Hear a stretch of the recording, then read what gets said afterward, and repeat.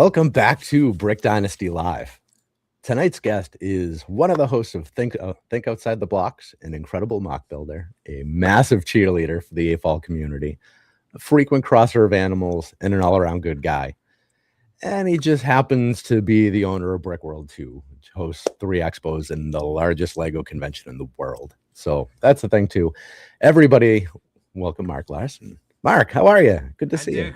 I'm doing great. Thank you. Thanks for having me here tonight. Appreciate very much you having me on this evening. Sorry, I made us late by taking an accidental nap. Oh, that's all right. That's all right. Yeah. Absolutely worth the wait to see you. It's nice seeing you on the little screen instead of just viewing from chat. This is pretty cool. Yeah, awesome. No, I'm happy to be here. Same. Happy to see you on the big screen as well, as opposed to just sitting in our chat. So, So thank you everybody in chat for hanging out and sticking around for us. I appreciate that. That is great. So to kick things off here, you did an interview with Austin back in, I don't know, I want to say that was April or so of last year. Does that sound right? Sure.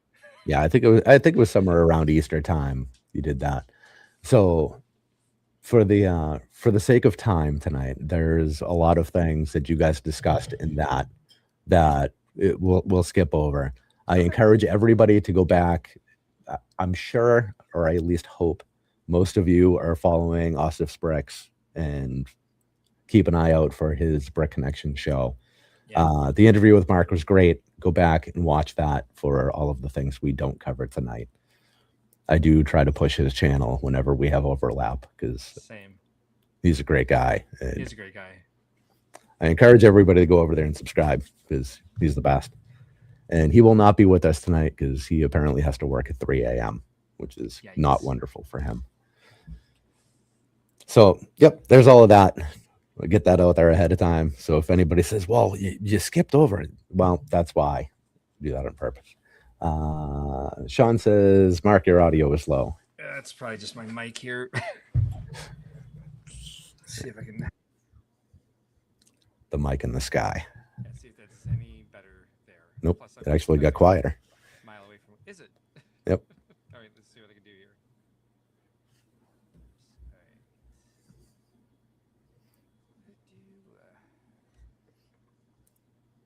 All right, let's see if that's any better. How's that sound? Nah, it's still pretty low. That's still pretty low. That's awful. All right. Should be going the right way. Well, we're going in the wrong direction. What? How about now? Is that any better? I can't hear you at all now. All right, how about this? There we go. We're getting better. Is that better? Oh, yeah, much better. Okay. Should I keep going or is that good now? I think that's probably good. Sean says need to go the right way. Yeah, clever. All right. All right. Well, that's good to know. Yeah. Every time I watch our stream back, I'm like, why is my volume so low? I need to go over this entire setup at some point and make sure it's good. But we're not made out of time.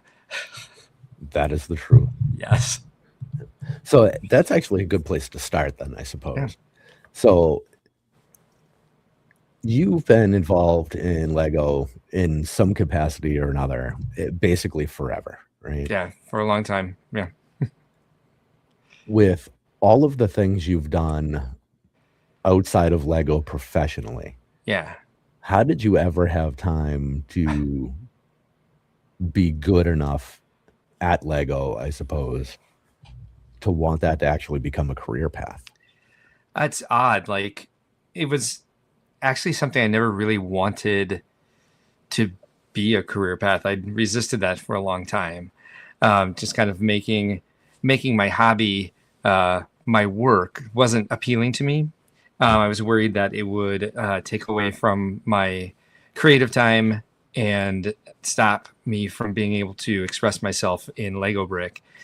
So when I worked for Legoland, that was certainly the case because I, designed Lego stuff 40 hours a week and would I'd kind of dabble around with mock building in the evenings, but it was mostly wanting to just not get away from it. It just, I didn't have the energy for it at the end of the day because my mind was on certain projects. One of the reasons I left Legoland was because first of all, I'd gotten away from my design desk. It's a very specific sort of way to progress at Merlin magic making, which was what the Legoland studios were called at the time. I think they're still called that. I can't tell for sure. I know I recently learned last weekend that all of the model shops that Legoland used have closed except for one, which is the one in Malaysia. As Lego's taken over a controlling share, they shut down kind of all the places that Lego models were being created and focused them on just one. But I was project managing and doing art direction towards the end, and so I wasn't even necessarily designing, and that was what made me happy about the job itself. And I just looking at it, I still wanted to create things. I still wanted to use my mind to be able to build stuff out of Lego, but create original things. As I was basically creating things like, I designed the Lego version of the Taj Mahal for Legoland Malaysia, but I didn't design the Taj Mahal. That's somebody else's design altogether. And so I wanted to build original stuff and keep my creative endeavors going. And that wasn't happening. I was just building copies of other people's architectural stuff. I was doing some character design there towards the end, which was certainly a lot of fun, but like most of the work there is just copying existing work. And when it came down to, moving back to Chicago, I went back to school to get a second degree in branding, marketing, graphic design. Did a lot of video editing classes and was looking to get into a experiential marketing firm. There's quite a few big ones here in Chicago. And when the opportunity to purchase Brickworld fell in my lap, I resisted that at first as well. I really wanted to make, marketing my living and create things like that for, again, it would have probably been other brands. I might not have been too happy with it, but it would have kept me like needing my creative juices to flow in a different direction.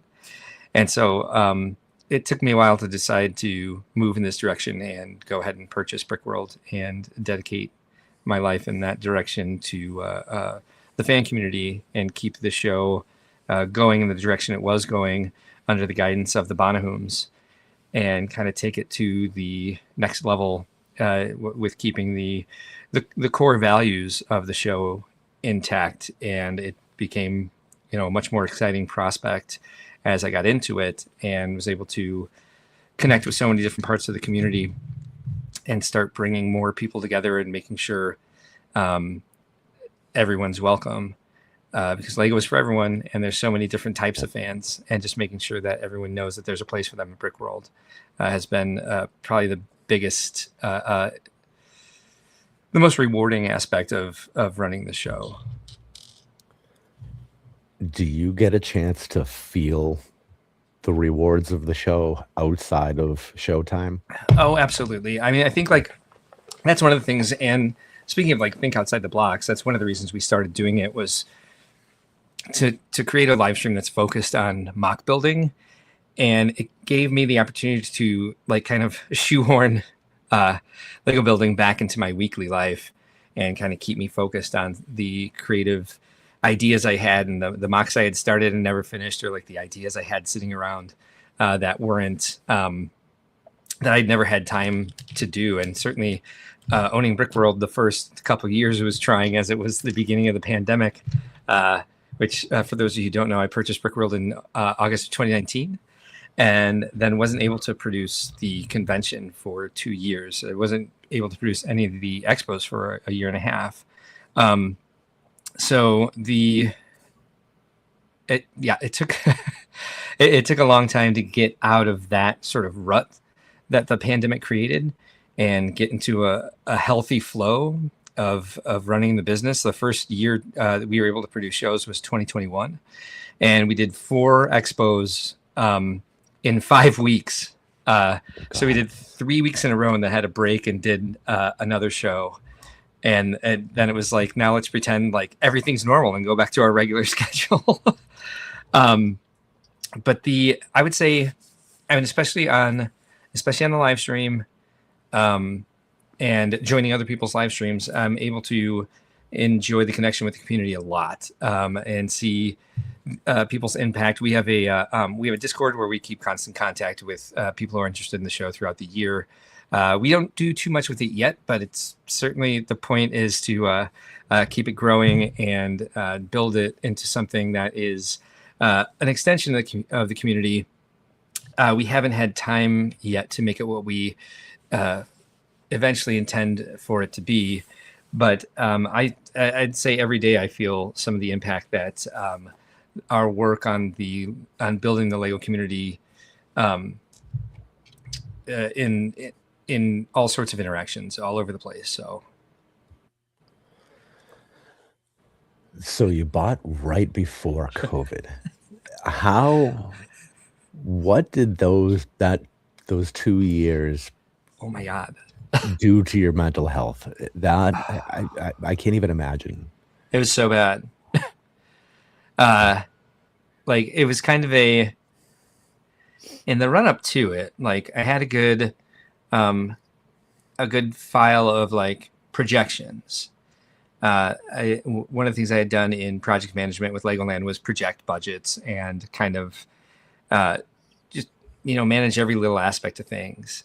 And I had this giant spreadsheet that was kind of like projecting the numbers over the years and kind of getting ready to watch budgets for every show. And I thought it was a pretty smart document. And then, of course, like, it felt that the actual structure of it fell apart when I wasn't able to do shows for the first year.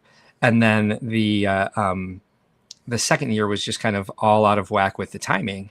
And I still haven't gotten that document back together to project. There's other ways that we run projections. I mostly do them through my P&Ls, my profit and loss documents, for each show. But like, there hasn't been one giant sheet to kind of like help guide me the way that I had set it up. And every time I try to open it up to kind of like to get it going again, or like reconfigure it so it makes sense for now, it kind of gives me a little bit of PTSD. So I don't necessarily have that going again in that way. Recently, we brought on Melanie Lachek from Windy City Lug as a project manager, and she's done a lot creating Gantt schedules for all the shows and kind of creating what I initially was working off of that I haven't had the time to put back together. But that was kind of like, is one of those things where it was also like a self-esteem thing. Like, when the pandemic happened, I was like, of course it happened. Of course this happened to me. Like, this is the sort of luck I have in life. I bought a public event business and a global pandemic broke out. So that was kind of, I had the mindset at first that was like, well, you can't control a global pandemic and there's no use getting upset over it. So just show up every day and do what you can do to get through this, and see what sort of events and community connection Brickworld can create remotely on a daily basis, and just keep showing up until it gets better. And I mean, that worked relatively well for a while. We did an obscene number of virtual shows where we were charging people tickets, and it would give them the password to the 16 Zoom rooms we had set up, and we had several different activities going on at a time. We tried to run the virtual shows like an actual convention. So you had 16 different rooms to choose from, with events going on in all of them all day. Some of them, like, there was a presentation room, there was a workshop room, and there's a different presentation every hour or so. And it's just insane to think back that that's how we decided to do that. But we really didn't know any better. We were trying to convert a convention into a virtual meeting, and there was varying degrees of success in that. And then 2021 came around, and we were kind of, the venue started contacting me. It still wasn't legal to do public gatherings, and so we were renegotiating all the contracts again. and trying to push them into the fall. And it became obvious that they were all going to sit one right on top of each other, and that we couldn't do Brickworld Chicago for the second year in a row. And I think that's when I just gave up. I was like, there was a blizzard in Chicago, and we couldn't even get out of the garage. Like the alley behind our house wasn't plowed for a few days. And I was like, well, I 100% give up. And that's when I first started playing Animal Crossing. That's where I was introduced to the game. And I build with Fabuland, as you can see this in this painting that VMAC Attack made for me to hide this load-bearing column behind me. And so people have either thought that my displays have been Animal Crossing or suggested that I play Animal Crossing ever since I think the earliest I heard of it was like 2010 or something like that. Wow. It's to the point where I had no idea what the game was, and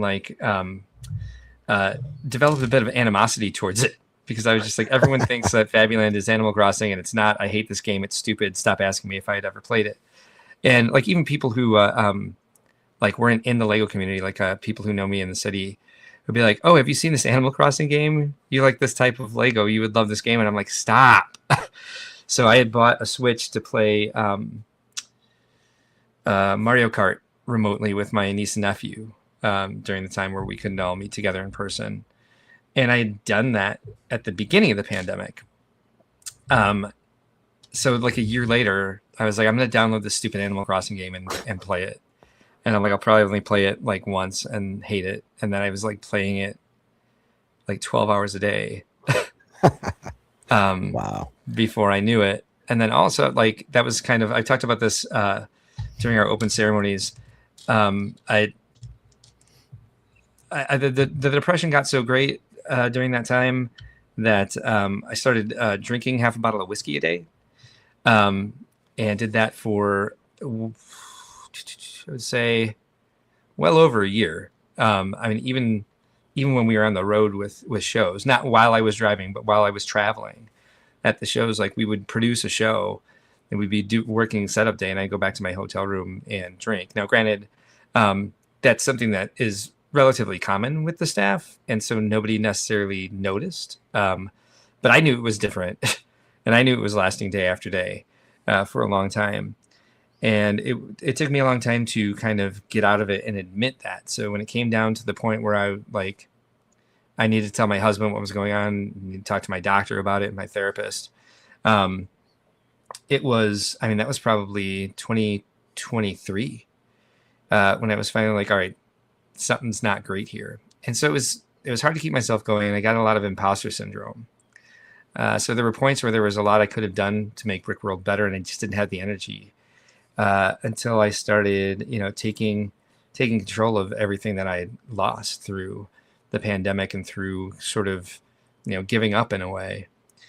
And so I was, moving in two directions at once, where I was like, okay, we're moving forward with Brickworld, and this feels great. And it's nice to be, putting things back together and adding things and getting things, close to the vision that I want Brickworld to be. At the same time, like destroying myself behind the scenes.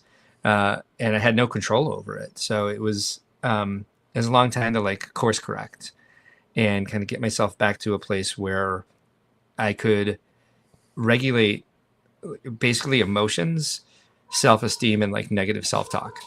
So, and my husband's home, so the dogs are going crazy. And so, yeah, it was, and I'm sure we all went through stuff like this during the pandemic, because there's a lot of isolation, and just kind of it took everybody and kind of put themselves in a place where like their life was on hold, their life was frozen, and they had to kind of look at what didn't work in their lives. And it was so easy to let those negative feelings perpetuate, because you're just locked in a pattern every day where nothing seems to be going forward. You don't know when the world's going to open up, and everybody feels like they have lost time from it. And it's certainly affected the way we deal with the world and other people and our own lives permanently in ways that we don't think about anymore, because we're like, oh, the pandemic's over. But it certainly changed me like a lot. And unfortunately, I'll never be that person again that I was before the pandemic.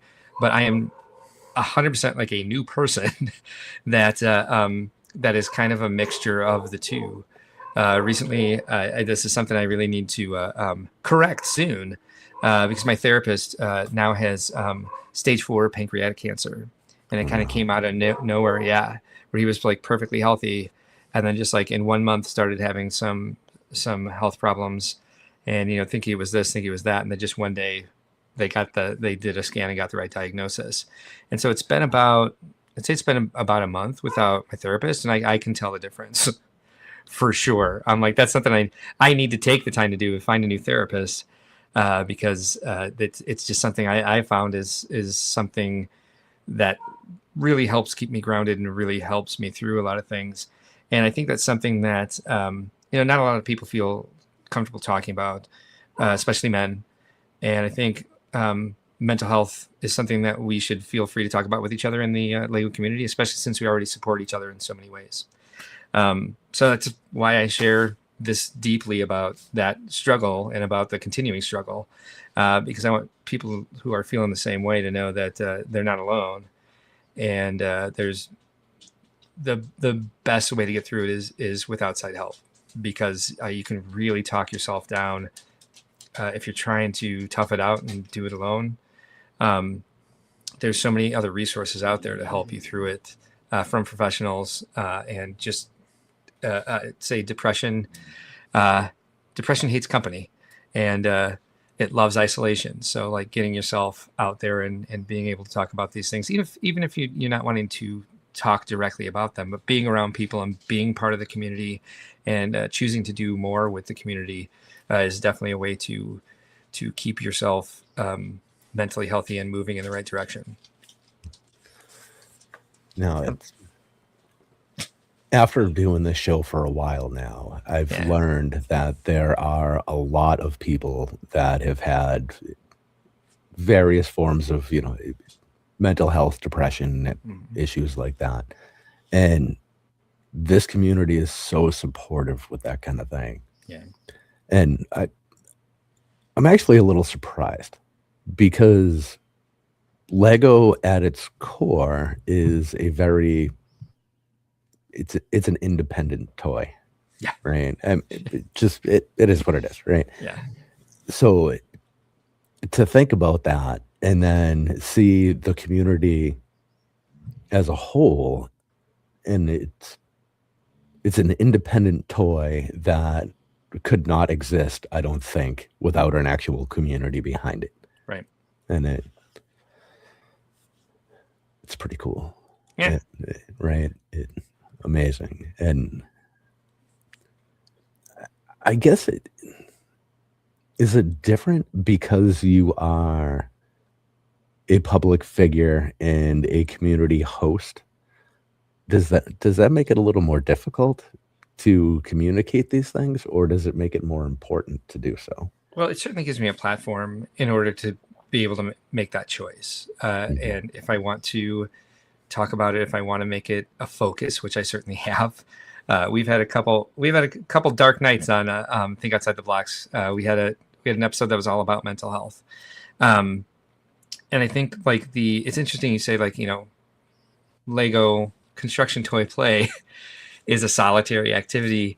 You see Lego actually doing a lot more with trying to say this is a build for 2 people, or this is a build for Right. up to 4 people, and trying to encourage family play, even like the smart brick, being able to swap and play, or like bring things together so that they make the noises you want them to, or interact the way that you want them to, and playing in a larger environment that way.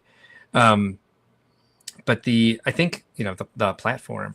I think certainly I'd be lying, and everyone would know if I was just like, oh, it's no bigger deal that I'm the guy who runs Brickworld. Like obviously that's there is a bit of um, notoriety, or like clout that comes with that. I have a bigger platform than other people. Is it a responsibility with that? I'm not sure. If it is, I don't want anybody. I don't want everyone to think that they need to kind of take this sort of thing on. Um, and as far as like it, it makes me nervous in a way to talk about it, and to be like a public figure. And so there's with great power comes great responsibility. I want to make sure I'm saying the right things and not sending people off in the wrong direction. Yeah. And it's like, because I never actually fully quit drinking. I didn't go into recovery or, through discussion with my family and with health professionals, decided that it wasn't necessary. I mean, sometimes I drink on the show. So like during our mental health episode, we were talking about me having like a drinking problem, and I'm sitting there with a glass of whiskey, like drinking during the show. And I'm like, this feels slightly irresponsible. But so yeah, there's things like that. Like I really feel like I need to watch and be careful of, because not only are we talking about other people's mental health, there's now a record of it that people can access anytime of the things I say and do on the stream, on our YouTube channel. So absolutely. I would say one thing that's great about being a public figure is I went to Atlanta BrickCon last week, not knowing what percentage of people there would know who I was, and like hoping it would be very low, just so I can like go and like display and just like be a normal AFOL and just kind of have fun. And on the first day I was like, maybe 10% of the people here know who I am. And then throughout the weekend, it became clear that it was about like maybe a little less than 50% of the people that actually know who I was. But that was great, because I mean, I do Chicago, and I would say there, like 90% of the people know who I am the entire time. Because those who like don't watch the live stream or don't go to the ceremonies, I love when people are like, "Excuse me, do you work here?" Like, yes, absolutely. What do you need? But I so appreciate those people, because I'm like, I could certainly help you out, and I'm not going to get stuck in not that I get stuck in conversations about things that well, I already said it. I definitely do. Sorry, I thought my husband was coming down. Not to say I always enjoy the opportunity to talk to people at Brickworld. But I love when I know someone has a question and they don't know who I am, that it's just going to be that question, and then the conversation will be moving on. I'm very, very, very busy at Brickworld, so that's why I say it that way. So no offense to anybody who likes to talk to me at Brickworld. I love talking to people. Yeah, we'll just go find your mom and hang out with her instead. Yes, exactly. My mom's amazing. Yep. She's part of our hype team. Yeah, she's the best. We get to spend some time with her. That was cool. Yeah. She really enjoyed that. We used to have her like behind the scenes, kind of working on the financials, because she's a retired accountant, and I think the place for her is on the floor, making sure people. Basically, her responsibilities are like checking in with people, making sure if they need anything or if they need any information, and she just kind of turned it into, I'm just going to go around and make sure people are smiling, and I'm like, oh well, she definitely did good at that for sure. Yeah, it's while we were waiting to get into the yard sale last year, her and my wife ended up as like besties, just hanging out. That's awesome. Okay, so you talked about your projections from early on. Now, with COVID and all of that nonsense, there was the sudden influx of new fans, new builders, hobbyists, whatever. So when you did come back, I'd imagine there was a pretty good spike, right? Or maybe that's just outsider think. Was that the case? Absolutely. Okay. Pardon me. I think that there was certainly an influx in 2022 of attendance in general. And then also the structure of the show vastly changed in real time, where we were very used to, we would open the doors on Wednesday around noonish. Like we didn't really even have a time in the schedule. It was kind of like when we have the table set up and when we're ready to open the doors, we'll open the doors. And so we were having like a team meeting, kind of like gearing up to do this again. There was 2 years worth of lost knowledge that we weren't necessarily feeling fully confident that we were going to produce the show well. And kind of, we were still putting together stuff for the goodie bags and people kept asking, like, when are you ready to open the doors? And we're like, is there a reason you keep pressuring us to open registration? They're like, yeah, there's a line of people out here. And we're like, a line? Like 20 people? They're like, no, there's like a couple hundred people waiting to get in. We're like, why? And so it used to just be this kind of like casual opening, like, when we get to it, we'll get to it. And then people will trickle in over the course of 3 days. And everyone has started, not everyone, but a huge percentage of people have started showing up at noon on Wednesday, because that's what we have in the schedule for registration to open. And so we have like a huge, we create 2 queues with tents barrier, split up the alphabet and get people through as quickly as possible. But that's totally new, like just over the last 4 years, since we were able to produce shows again. And then, of course, there were a lot of new Lego fans out there. There's and 2 very new, different types of Lego fan. One in the way that they're seen, and one that is brand new to the community. The type of Lego fan that is new in the way that they're seen are Lego Masters. A lot of Lego Masters contestants are people who were part of the community for a long time, and then there are others who were not really part of the AFOL community until they were on the show. And it just became a different way that people were viewed. And so you get kind of like, and this happens with both these groups, the second group being influencers, people who started creating, because social media blew up in a much different direction during the pandemic, where like everybody has a TV has their own show now. Like TikTok was new to us, and the amount of YouTubers that do Lego content, and a lot of them are set collectors. And so there weren't really a lot of original, like OG AFOLs on in that influencer community, because that's never a way that the Lego community has developed before. Not at this rate that we were getting influencers that were collectors. And it's something that we wanted to bring both groups in, let them know that they're welcome, let them know that they're part of the community, and provide resources for them. Lego Masters was, of course, seen from the beginning as well, they just all stick together. And so I try to people when they try to say to people when they say that, it's just like, well, they have a shared trauma. They were part of a reality TV show together, and they are part of. They have a shared experience, so they're going to be together. That doesn't mean they're sticking together. I'm like, have you tried going and saying hello? They're a great group of people, and they're certainly interested in the community, and they want to be part of it just like anybody else. And I'm sure if you walked up and said hi, they'll be welcoming to you. We've got several of them on our coordinator team now. We got Manny, we've got Dawn, we got Maria and Philip. They all do a lot for us. We had Kara and Jesse for a long time, kind of like on our welcoming committee, and they just volunteered to do it. They're just like, we just want to be there and help people set up. And they stood by the maps and answered people's questions and helped people figure out where they were setting up, just for fun, just because they enjoyed it. It's just they enjoyed meeting everybody and being helpful. And then the influencers, we get the same sort of thing. Like, oh, they just stick together in a clique. It's just like, because they are a clique. Like a clique isn't a bad word. They all have a shared experience as well.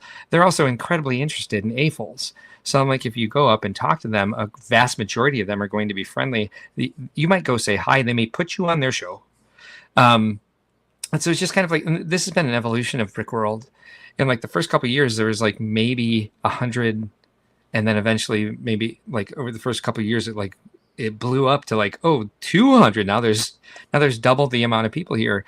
And like the first couple of years, it was easy to just kind of hang out and meet everybody. Everybody hung out together. And then it started getting to a point where we're like over 300 attendees. Did my internet just freeze? I can hear you fine. Your video seems to be frozen.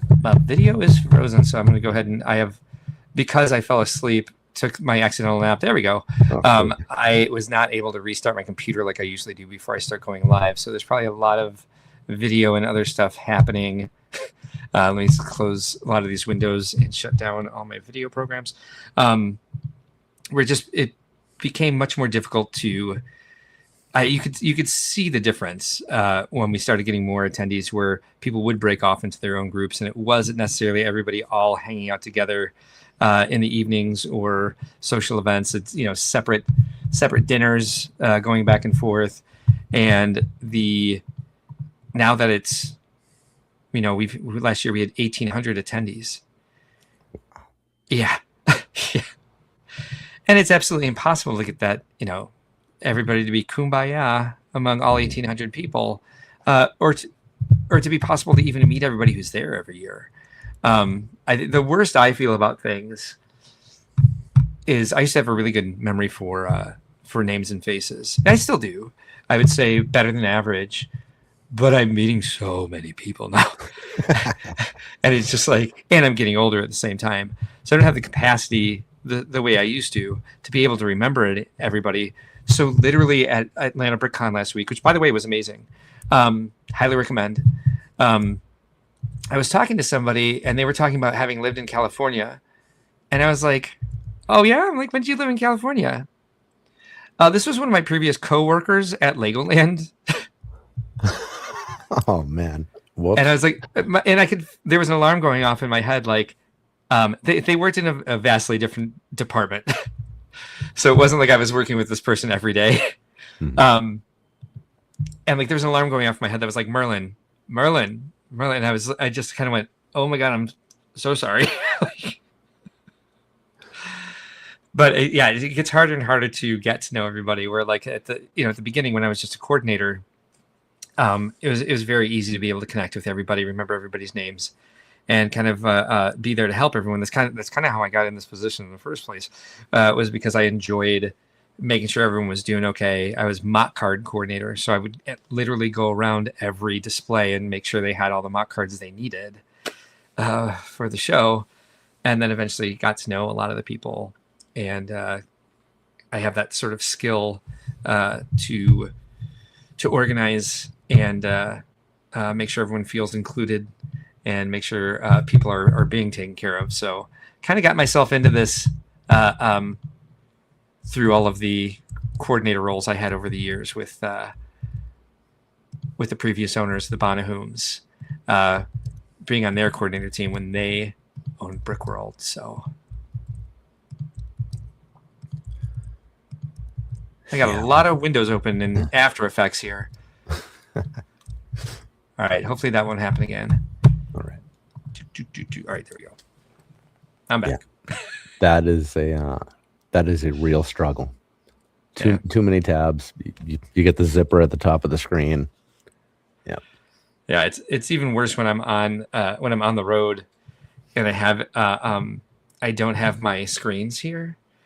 And it's sitting there. I have no idea what tabs open because you can't read the titles anymore. I'm just like, I got to go through and decide which ones to close, which ones to leave open. It's a real Sophie's Choice moment. Yeah. So in Atlanta, did you find yourself looking around and saying, "Ooh, maybe we should do that"? And, "Oh, I wouldn't have done that." I'd say there are a number of things like timing wise that I was like, we really need to like cinch things up as quickly as they're done. Some of the things they did in Atlanta BrickCon. Now, granted, their ceremonies were very short because they had limited seating. I would say like their ceremonies room is in the hall. So they have a stage with some chairs set up, but it's certainly not set up for everybody to be able to sit. Maybe like 10% of the people can actually have a seat. So their ceremonies were incredibly quick. There were certainly things that I was sitting in like backseat driving on, and a couple things that you would never be able to convince me to do myself that they do. But I mean, there's some of these things are staples of Atlanta BrickCon. Like every show is different, and I would certainly say like, anything I notice that is something I would never do is not a negative for Atlanta BrickCon, and that's why I always say like I try to keep everything when I'm talking about Brickworld, and frame it in the frame it generically as a Lego fan convention, not just Brickworld, not just encourage people to engage in in-person activities with the Lego community just through Brickworld. Like I know there's other shows out there. I know there's other people prefer to go to other shows, and there's nothing wrong with that. The expenses to get to Chicago through airfare and hotel are a great expense. And there are other places where they're in venues that are in areas that are not as expensive. Certainly understand that as a barrier to coming to Brickworld every year, or even be able to for some people even being able to do it once. So I would never discourage people from going to another show or having another show, their home show. There's also certain feelings like one thing I would say about Atlanta BrickCon is it's relatively cozy. They had like 300 attendees there that were displaying, and we have 1,800 people who have private day badges. Like it's just a more intense schedule and a more intense atmosphere at Brickworld. And if you like that size show, then go to that size show, you know. But I would say it was the first non Brickworld Lego fan convention I had been to since BrickCon 2007. Wow. Yeah. And so it's the first time I wasn't working since like 2009, because that was the first year I was mock card coordinator, and just didn't really have anything to do. Now, granted, I met the owners and I kept offering help, and so I did quite a few things, but they were fun things. Like, can you go tear down play brick? And I was like, yeah, of course. But the way I did that is I got a bunch of people together to tear it down, and then I left. I didn't leave. They were making fun of me for leaving because we were like just about done, and I was like, I really have to use the bathroom. Like, I was holding it because I was just like, I can't get all these people together and then walk away. But like, I'm like, okay, we're almost done. I really have to use the bathroom. And they were like, oh, sure, delegate and then leave us to the work. I'm like, there's only like a few things left to tear down. I'm like, I waited. Oh man. Back then you didn't even have a Mark's Got a Pee song. No. No, that's relatively new, actually. Yeah. Oh man. The songs on your show are they're out of control. They're so funny. Thank you. We're very proud of those songs. Yeah. And like having VMAC Attack on has been great as well, because he excels at doing those. Like I thought Ben and I had a pretty good handle on it, and then he came in and just started schooling both of us, and he can crank them out a lot faster than I can too. And like his songs are just so fun, and he also has like the heartbeat of the Lego community. He's a very good lyricist. So yeah, he's created some. I was sitting here last night putting some stuff together for the show, and I just decided to sit in the green room of our StreamYard and listen to all of our songs like it was a Spotify list. And his are my favorites by far. I don't know what the actual name of the song is, but was it Fucking Sucks? It's like a yes. I almost fell out of the chair. And that was written by a member of our chat, which we call the Tainted. Al Goff wrote that. It's we call it Sucks, but the title is Ben's Opinion Sucks is how Al wrote it, and it drops a lot of F-bombs. Yeah. Like I accidentally played it once in the first hour of the show. We tried to play it towards the end of the show, and somebody came in and was excited about the music. I was like, yeah, we'll listen to this song. And I was kind of like going through the songs and like giving them reasons to play. And I clicked on It Sucks. And I was like, oh my God. I'm like, it says fuck like 50 times. I was just like, oops. Welcome to the show. Hope you like it. Hope you're not deeply offended by the song. Yeah. Oh, yeah. Well, when you have a group called the Tainted, you know, people can't be that sensitive, right? Right. No, we definitely have a more Brickworld After Dark crew in the Tainted, for sure. So there's all sorts of things that I've been surprised that we've gotten away with, and it does kind of scare me, like bringing people in the community. I think that's one of the safe things about us having a 3 to 5 hour stream every week. Is that people aren't necessarily going to go back and sit through the entire thing and see sort of the nights where I've drank too much, some of the silliness segments we've done where we've really towed the line of like basic PG decency. We'll put it that way. And then of course, you know, the songs, let alone that we use AI to create them. But some of the songs are a little tongue in cheek, to put it lightly. Yeah. Our Peely Bone song. Yeah. Oh man. So where did Tanya the Tainted come from? A Tanya of Tainted. So it's like, you know how like a group of crows is a murder of crows. Yeah. And like some of our favorites are like a group of flamingos is a flamboyance, a group of rhinos is a crash, and a group of the Tainted is a Tanya. And actually, I don't remember exactly how the vernacular became Tanya. have some guesses, but I may have to go through our transcripts or ask Hal, which is what we call our chat GPT, if he can search it out for me. He's watched all of our shows, which is kind of creepy. Speaking of AI, I asked him to watch the shows, and now he like communicates with us through think outside the blocks, inside jokes, which is hilarious and terrifying at the same time. Yes, amazing is the perfect word. Yeah. I'm in awe. Yeah. So I take it you've trained a custom GPT for that. Mm-hmm. Okay. Yes. Yeah. His name is Hal. Cool. That takes a little bit of work to get those dialed in and actually a member of the team. Yeah. Yeah. So it's like when my staff goes in to work on Brickworld stuff, they're like, "Why did it say this?" And I'm like, "Oh, because it watches our live stream. Don't worry about it." He is not registered for Molt Book, in case you were worried. Yeah, Brick Dad says he's to blame for Tanya. I thought I was going to say this very much. I could hear it in my ears. You'll have to remind me, Chris, how Tanya became the word for a group of the tainted. But I write it into every live stream description. Tanya of the tainted. I just don't remember the full origin story. You mentioned the show being, how did you word it? Well, I mean, almost the show is as much for you as an outlet as it is for a Brickworld thing of sorts. Right? Oh, yes. For sure.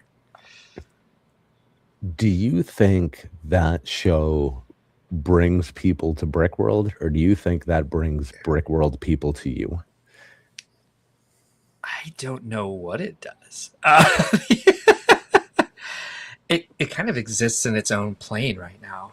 I mean, there are several people in the chat who haven't ever been to the show, have just found us through YouTube and found us through other streams, or the algorithm shoved it in their face like, you should watch this. Maybe it brings people to the show. I imagine it might. As a marketing tool, it's not one that I would put out in the forefront to be like, come to our show. We have Peely Bone jokes. I think it reflects kind of, I think one of the reasons it works is because we are the adult fan of Legos, and so of Lego, sorry. And so people expect a little bit of like adult humor, as immature as it actually is.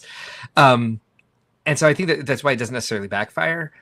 And I guess it's a good question. And I should, try to, I would say this. Yeah. I think the first hour of the show definitely appeals to people who haven't been to the show before, and appeals to people on a more community level, like more of a community level, because we're one of the few live streams out there that actually concentrates on original creation.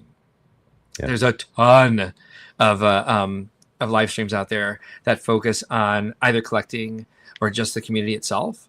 And so I think that's where we have something unique, in that we're weekly showing original creations. One of the things we really want to do is like get more people on. We've had several people just send us their creations on Discord, and then we talk about them on stream and kind of do what we do for each other and provide constructive criticism. But we'd love to amp that up even more, even if it meant like taking out some of our silliness segments to make the show run concisely still. Because I think that the thing that bloats the show the most is something we didn't do at first. We never talked about Lego news. We just did the original mock creation, and we'd have guests on, like we'd have Nicole Girl Bricks a lot, and do Lego crimes, which we should be. Thank you. We should be doing another one in a couple of weeks here. Not sure exactly the timing yet, but we have Nicole's definitely on board. We just have to actually get it scheduled, and so it'll be our 4th Lego crimes episode. Excited about that. But that is kind of how. And we're going to start doing like sort of mock of the week, and this is to keep us moving in the right direction, but it's also to give us easy content to make reels and shorts with, where we talk about one mock from a previous show, talk about the upcoming show, and then we're going to start taking submissions for for mocks of the week that we're excited about that we'll kind of run through in a montage at the end of the show. So we're kind of trying to bookend it with original creation and creations from the Lego community. Now that we have 5 panelists, we have far fewer guest hosts. And so it'd be nice to be like hitting the pulse of the community a little bit more and having people on showing us their creations, which we can certainly, I mean, there's 9 or 10 seats per StreamYard, so we can certainly get more people in. And that's just something that kind of takes, we have to procure guests, which is something that we need to work into our schedule. But it's definitely something we're talking about. And having 5 panelists, having Ben and me, and now Vince, Lene, and Chris, all on the panel. We have a group text where it's live every day, and I would say several times a week we're talking about new ideas for the show. I'd say the last thing we saw here was Chris posting. Oh no, it was Lene. She posted a salt and pepper set that is watermelon slices. If you don't know, we have a Brickworld blood feud about if a slice of watermelon is a plant. And it's taken up a lot of airtime over the last couple months. So yeah, that's my answer in a nutshell. Yeah. I don't know how anyone could watch that show and not want to attend Brickworld. Really? Okay, well that's good. So because again, Success. it's a nighttime show, Yeah. right? I suppose it depends on your time zone. Right. In Australia, it's definitely not a nighttime show. Yeah. For me, it's right after the kids go to bed. Nice. So it's my first thing settling in to end the week or weekend as it is. So the timing there is perfect. And it's the type of humor and the conversations that go on there it's Brickworld at the end of the day. Nice. You know, it's after dinner, everybody's settling in and just getting a little weird for the night. That's the show. And Nice. that was one of my favorite parts of the Brickworld experience, were those times and those conversations. And I think the show kind of fills that void. All right. Well, next time somebody asks me that question, I'll have a much different answer. Thank you. I didn't quite realize that, but it makes sense because that's like it was started by 2 Brickworld OGs, Ben and me, and that's kind of like we're all 8-9 energy when we're there. So it makes perfect sense that's how it comes across now. So and that was actually this year was the first time that we had such a smooth run of show behind the scenes at Brickworld Chicago 2025. I was actually able to go out to the floor every night and have some like social time, which is the first time I've been able to since I own the business. And of course, I went to the Eurobricks tables, and it was mostly Ben and I hanging out every night. Our group tends to go to bed early, but yeah, that's kind of the energy I look for as well. And that was one of the things that was jarring for me at Atlanta BrickCon is there is a hotel attached, but it's new. It's only been around for a year, and it was like the most expensive out of all the ones that they had room blocks in. And so not a lot of people stayed there. And like having the hotel attached and having one place where everybody can kind of exist in the same space is really a boost for Brickworld Chicago, because you never have to leave the property if you don't want to. And so that environment is easy to have there, of that spontaneous hangout, spontaneously meeting new people. There were a couple times during Atlanta BrickCon where I was just standing there and made like a new sort of inside joke / memory with somebody I didn't even know. And there was a vendor there that was selling capes. And so I went up and I was just like, I've been looking at all these all week. And I'm like, I need to make a purchase, because I'm like, it's just one small adjustment. You can get capes on Fabuland figures. And I'm pretty sure these people did not know who I was, which made it even better, because it was a husband and wife team. And the husband was like, oh, so I take it you're not interested in the fur-lined capes. And I was like, you have fur-lined capes? I'm like, hell yes, I'm interested. I'm like, the residents of Fabuland are very resourceful people. They all have on their driver's license, donate everything. Like, so the residents of my Fabbyland village, they are certainly going to wear fur capes. And I bought like 9 different fur-lined capes from this guy. Wow. I'm like, oh, it's coming. It's coming to my creations. Animals wearing fur. Oh, is right. It's actually a little disturbing, and I love it. It's so, I know, it's just kind of like this. Well, they're just being resourceful. Yeah. Like they're using everything they have at their disposal, and they're honoring their dead by turning them into clothing. 100% behind this story. But I tend to design in spring colors, so now I have to have like a winter or fall, some winter or fall foliage in a creation so I can use my fur capes. Oh man. Well, just have them go visit Ice Planet. They can just kind of wander off your scene for a little while. Absolutely. Yeah. Oh, that's what we need: space helmets and fur capes. That sounds good. Oh man. It's like I always thank Ben for making his Ice Planet hot tub with his beefy bathing astronauts, as I refer to them. Oh man. Yeah. So, random question for you. Yeah. Talking about the hotel in Brickworld. Yeah. Are you familiar with, I think they're called fig shoots? Fig shoots? Yes. Oh, so like they're like parachutes? Yeah, they're parachutes for minifigures. So, do you know how many fun places there would be to play with parachutes for minifigures in the lobby at the Renaissance? Well, so that's what I'm asking about, because you can go to the 8th floor and drop them all the way into the lobby. Like you've got 80 feet of space to play with parachutes. So I plan on bringing a lot of them. Okay. But seeing your enthusiasm makes me feel like it's a little more okay. Oh yeah, the 8th floor is like woo. Here's what I'll say. It is always better to ask forgiveness than permission. And I have no jurisdiction over the lobby. Okay. Beautiful.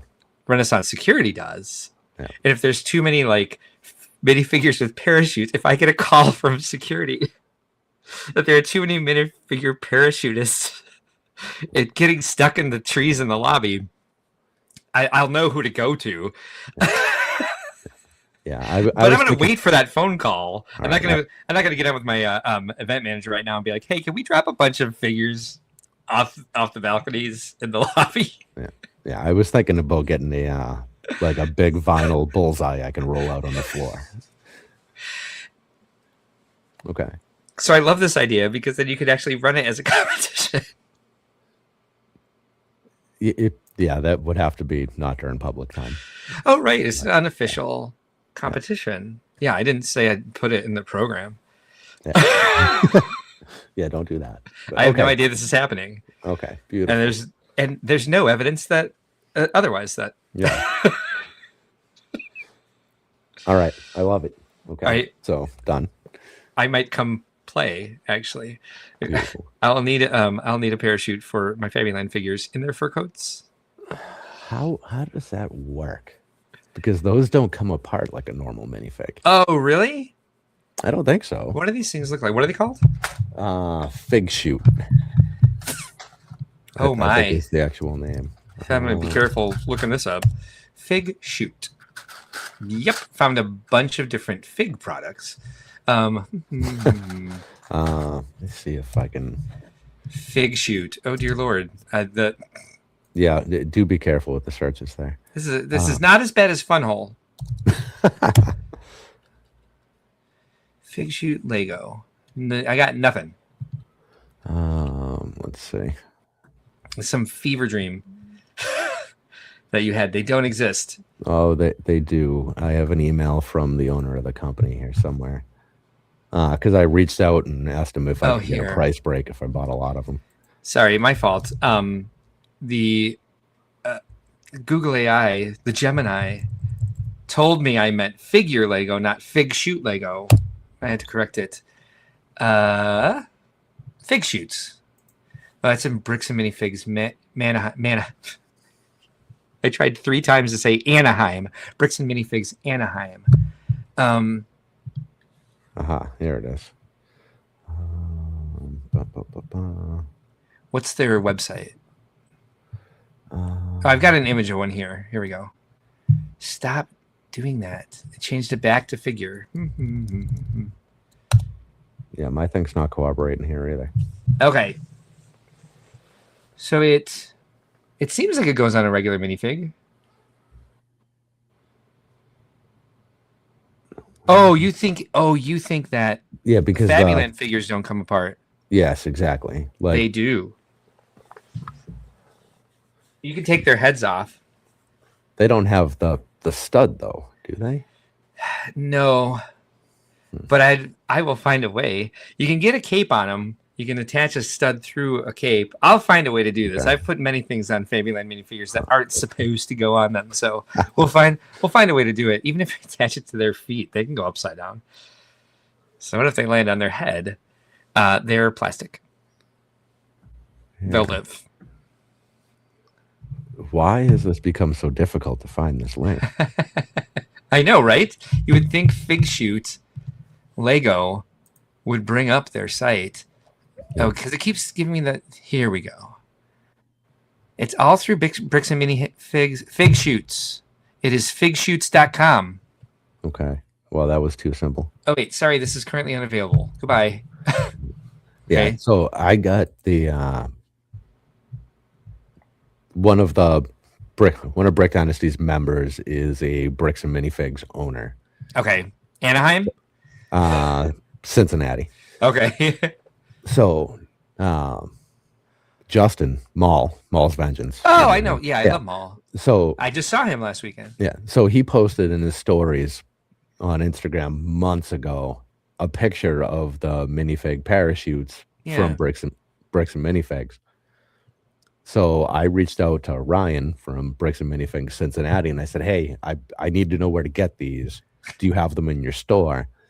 And he gave me the guy's contact information. Okay. And I went and looked it up from there.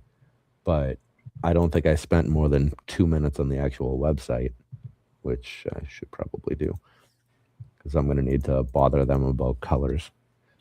Yeah. Let's see where I need to see where this attaches. Oh, it goes around their neck. Mhm. Okay. How does the head stay on?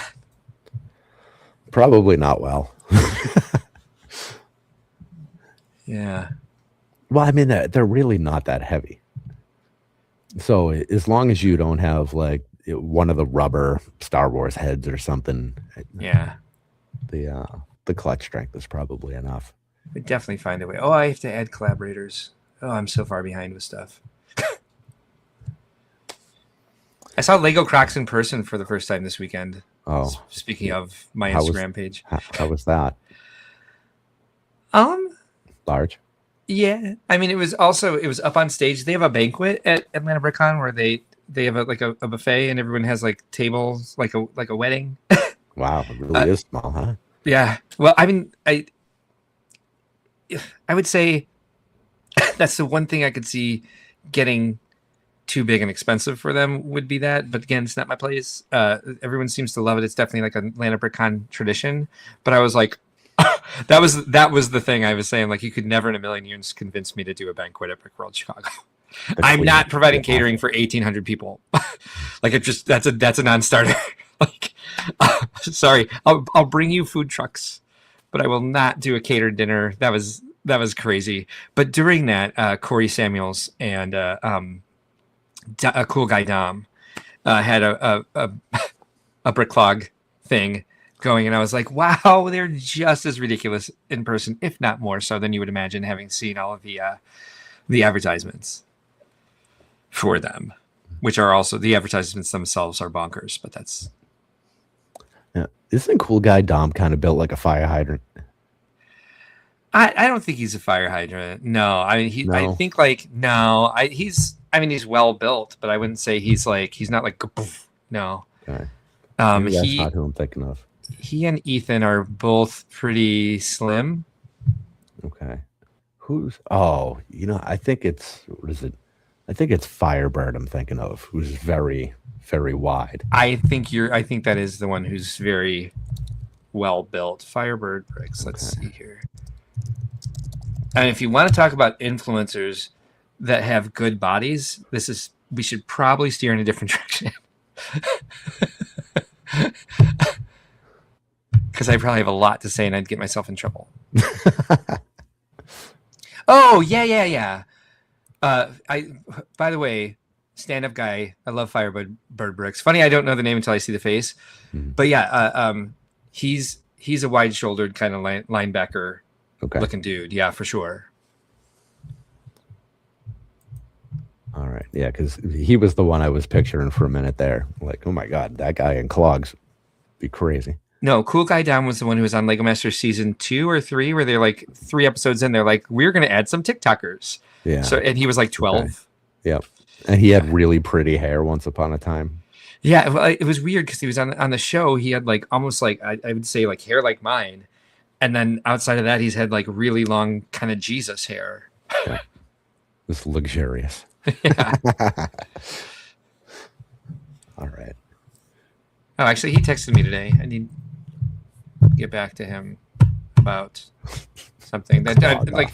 And I'm not bragging that Cool Guy Tom texted me. I'm literally reminding myself because so much happens in a day.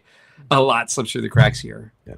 Well, it's also kind of your job to be connected to everybody to some capacity, right? Yes, and then delegate. That's the bigger part, is like not connecting with so many people every day. Otherwise, that's all I would do. Hey. Well, now that AGOP's got some level of involvement there, does that help with some of that? Oh my God, I would die without Sean. He is definitely doing all the cat herding of getting everybody on the same page through our influencer group. But I mean, he's also putting together the content for the show that through Influencer Alley. So he has a lot of heavy lifting. And if I had to do that, oh my God, I can't tell you what I would do without Sean. I got to meet his family this weekend, cool. Which was really cool. They were there, and nice to see him outside of Brickworld and be able to hang out. Because usually it's just like running around Brickworld Chicago and putting out small fires. So it was real nice to just hang out. He was with the family, and he's like one of the most dedicated family men I've ever met in my life. And so he didn't hang out too much with us because he felt bad leaving the family alone. And his wife was even like, go ahead, we'll be fine. And he was like, I'll feel bad. It was very sweet. But yeah, no, Sean is how would I say this? His contributions are highly valuable. And I really don't know what we do without the work that he does with the influencers and putting that aspect of the show together. Yeah, absolutely great call. He's kind of a natural ringmaster. Oh, yes. Yeah, for sure. He's got those skills without a doubt. I mean, look what he's built just on their channel and in their Discord. And it's unbelievable. Absolutely. And it's nice to see someone so successful without having like a connection to LAN or like any sort of like big moment that kind of like struck them out into like the forefront. They just kind of organically grown in that way and naturally built that size audience and that loyal of a following. Yeah. It speaks a lot to who he and Brent are. Yeah, just good humans. Yeah. Yep. And Nicole for that sake too, because she started with them. She was a panelist at the beginning as well. Yeah. She's done some crazy things now. No kidding. Unbelievable. Yeah, she's blown up as a LAN member. Yeah. Yeah, she's huge. And she still does, nerdy, ridiculous things here and there. And like Lego crimes. Yeah. Yeah. Yep. And she hasn't gone the Lego princess angle, and I appreciate that. Same. She's just remained very genuine, down to earth, and just fun. Yep. Ridiculous sense of humor, which I really appreciate. Yeah. Same. The slideshow she did for the last Lego Crimes episode, where she recreated the entire story in AI. It's one of the funniest things that's ever happened on our show. We decided to do like dark crimes, and Ben and I just disturbed everybody. Then she took hers and made it absolutely hilarious. So glad we did hers last so that we can kind of like wipe the palate clean from the cases that Ben and I brought to the table. Was that the one with the mushrooms? Yes. That was the one with the beef Wellington. Yep.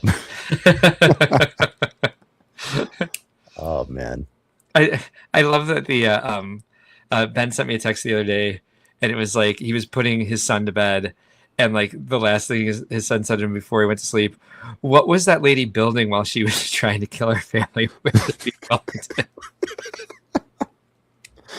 Oh man. One of my favorite texts of all time. Oh, amazing. Ow. Yeah.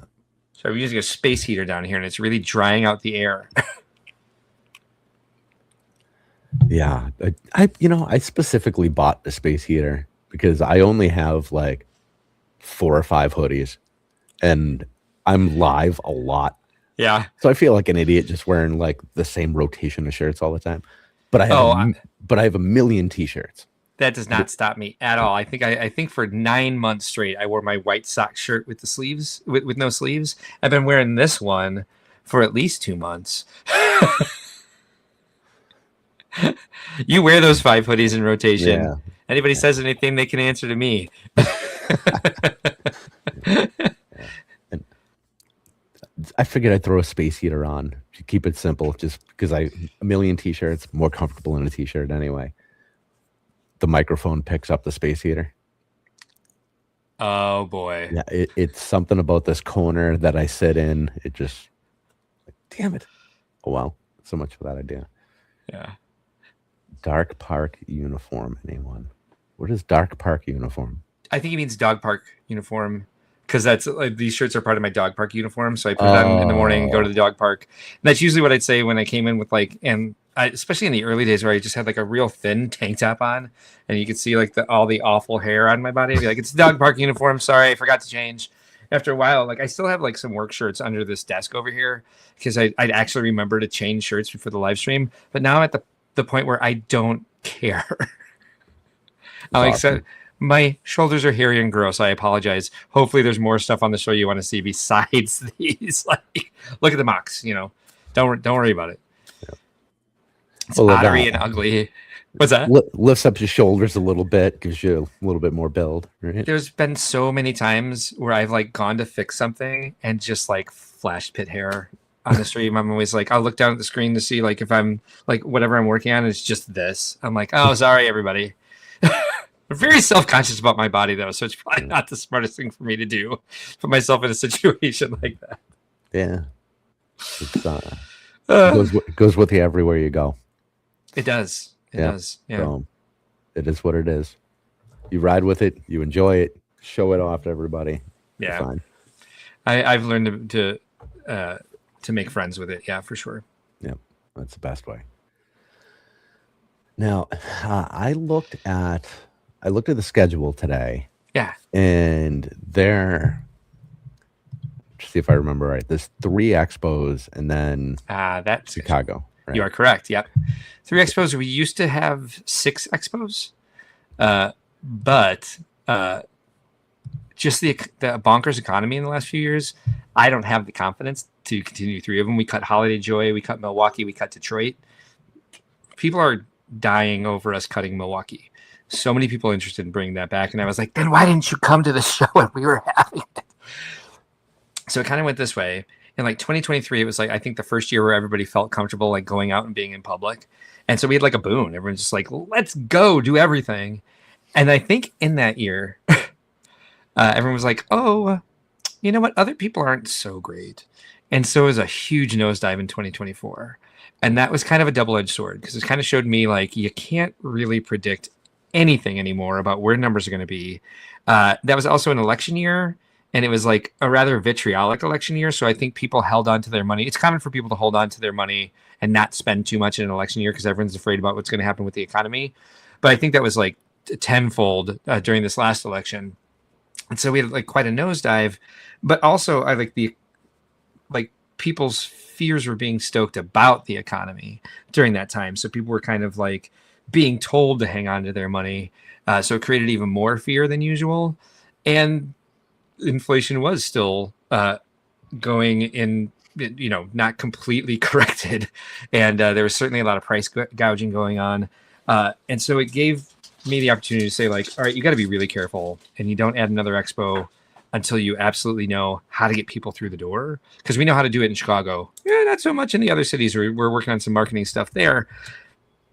But what it did do is that was the same year that a company called Jurassic Quest bought Brickfest Live. Yep. And they expanded the show, like they tripled the markets that they were going to. And it seems like it was a bad year for everybody across the board in public events. And so the company that bought it and tried to like do 30 shows in a year, it looks like lost a lot of money and shuttered Brickfest Live. So it's kind of like it was bad for us, income wise, not making nearly as much off the shows as we had in the previous years. But also it kind of cut out some of the competition. So I was kind of like, to every cloud, has a silver lining. And then, so now we have Indianapolis, which is in about a month. And then Chicago, of course, Father's Day weekend. Just got dates today for Grand Rapids. That'll be the last weekend in September. I don't have the contract signed yet, so those won't go up on the site. Also don't have the contract signed for Fort Wayne, but that'll be like October 7th and 8th, like that second full weekend in October. And yeah, so I mean, we're excited about those. We know those shows work. And so we're sticking to those for now. Like the dream is to not necessarily to expand the shows, but to make the shows we already have this as strong as possible and keep them focused on the communities that we already serve, and kind of make them as strong as possible for the people who are already supporting us, instead of just trying to cast such a wide net just to bring money in. That's never the focus of any of the shows that we do. And we definitely don't want to leave the communities that do our holiday show, our Joy show, our Detroit show, our Milwaukee show high and dry without the opportunity to do a show our size. Detroit was just kind of a pain in the butt altogether venue wise. So it'd be hard to go back there just because it's really difficult to get into the right venue there. And then Holiday Joy is in Chicago, so it just needs a different location because we were doing it at the Renaissance. And then Milwaukee, we're definitely looking at getting. It'll probably end up being Brickworld Brookfield.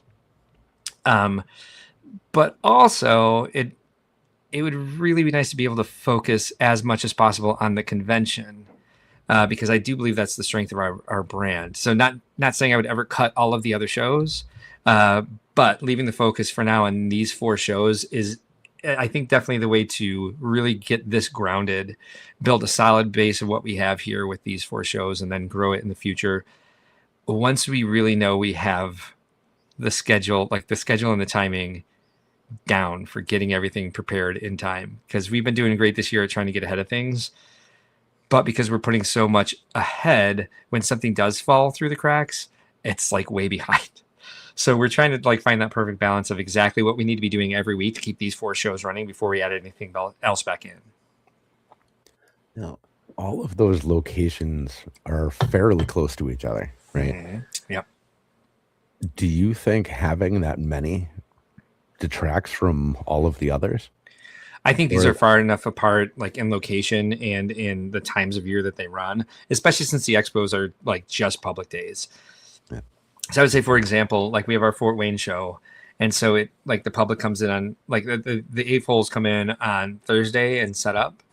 And like they're mostly local. There's no hotel attached to the venue. There's no full events going on. We don't do presentations, workshops, competitions, any of that stuff. So literally you just go in, you set up your stuff, and you're free to go. You don't need to stay for the rest of the time. So a lot of people only come for a couple hours, set up their stuff, and then come back when the show starts. And so it's a very, very different model from Chicago. Like we don't charge people to display, since we're not offering them anything else but the public days, and then we're making money off of them. We actually, if we make a profit, we pay out to the exhibitors who are there a percentage of the profit based on kind of a somewhat convoluted grading scale. It's hard to figure out the exact metric to figure that part of it out. But it's just vastly different. So I don't think Brickworld Fort Wayne would ever pull anybody from going to Chicago, because it's just so vastly different. What it does do is all the people who are displaying who have been to Chicago talk about the Chicago show and convince people to go. It kind of brings more people in. There's been, it's surprised me how many people are like, they'll want to talk to me at the expo, and they'll be like, well, how do I get to display at Brickworld Chicago? And I'm like, you've never been to Chicago? I'm like, oh, I didn't realize that. So people who like have only done the expos and don't know the Chicago experience. So it kind of definitely works both ways, funnels in, funnels out. And so then I'm like, don't even worry about Discord. I'm like, we don't set it up that way at all. I'm like, you have to go to the website, register through that. No, I love when people are just like, well, I've done this, presentation just for fun.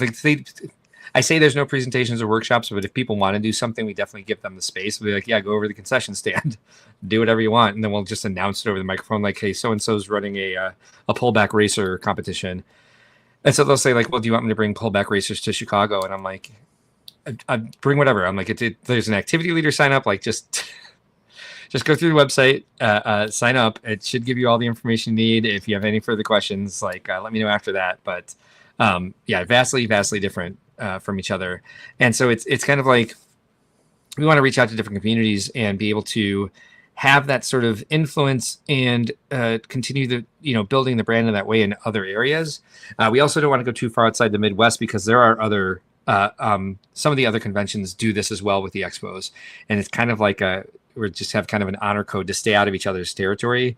And we have the Midwest, obviously. We've done shows in Kansas City is in the Midwest, but we've done a show in Tampa. But I'm mostly interested in not driving more than 8 hours with a U-Haul. So I definitely want to like stick to this area. It's like some of the other cities we've talked about that people have put out feelers for us for have been like Nashville, Cincinnati, St. Louis. I wouldn't mind going back to Kansas City someday, but that was the longest drive that I had to take as owner of Brickworld, and I did not enjoy the 8-hour drive. But yeah, I mean, I think like the focus right now is like sanity and just making sure that we understand how to do what's already on our plate, and do it really well, and just feel. And what I'm sure people, I believe people see it as like we already do it well. But what I mean by well is so that we all feel sane and calm behind the scenes. And that's just still a little bit of a ways off still. I mean, it really, in the scheme of things, you're brand new with this. Right? Really. Thank you. It's you've got a shitload accomplished in such a short time. And I can't believe with all of the hurdles at the start, 100%. And this will be the 7th year I've owned the company, but only the 5th convention that I've run. And I still feel wet behind the ears about it. Is that? I don't think that's an offensive thing to say. Is it? Okay, good. I don't think so. I'm just like, wait a minute. Is this one of those things that Gen Xers say that they shouldn't say anymore? I don't know. Everybody's so damn sensitive. It's hard to keep track of what we're not supposed to say. Yeah. Well, someone in the chat let me know if I shouldn't say that anymore. Oh, yeah. Z Cerberus wants Minneapolis. What if I did St. Paul, Ben? It's the wrong side, isn't it? I don't know. I haven't been to Minneapolis since I was a college kid. But yeah, I think they're on the other side of they're split by a river, something like that. I'm sure you could drive over the bridge. Yeah, it's a different world up there. My dad lived. What the hell was the name of the town? I don't know. He was just outside Minneapolis. And the buildings have little bridges between them, so you don't have to go outside. Wow. And they don't allow traffic in the city. It's only cabs and buses. Yeah, they have the pedway or the pedestrian. Yeah, the pedestrian walkway that's indoors. It's brilliant. Yep. Yeah, I do remember that. That was awesome. I wish they could. Well, we do have a pedway in Chicago. It's underground. Underground. Yeah, so it's like it's on the basement level of a number of different, but there's shops all along it. It's like well lit. Oh, cool. There's all sorts of there's Garrett's Popcorn, and all sorts of just like little shops and restaurants. And I forget how far into the city you can go, but you can get pretty far west from the train line, from the NICD, the Northern Indiana Chicago Transit District train that comes into Grant Park. It's a subway there. and then the train station is underground under Grant Park, and it goes off to the Pedway. Actually, it goes in several different directions, but the furthest vein goes west. I think you can go all the way to the river with it, to the south branch of the river. Interesting. Yeah. We're coming out early this year. Oh, nice. So we could potentially actually do a little exploring. Are you doing Monday to Monday? We're doing Monday to Sunday so far. Okay.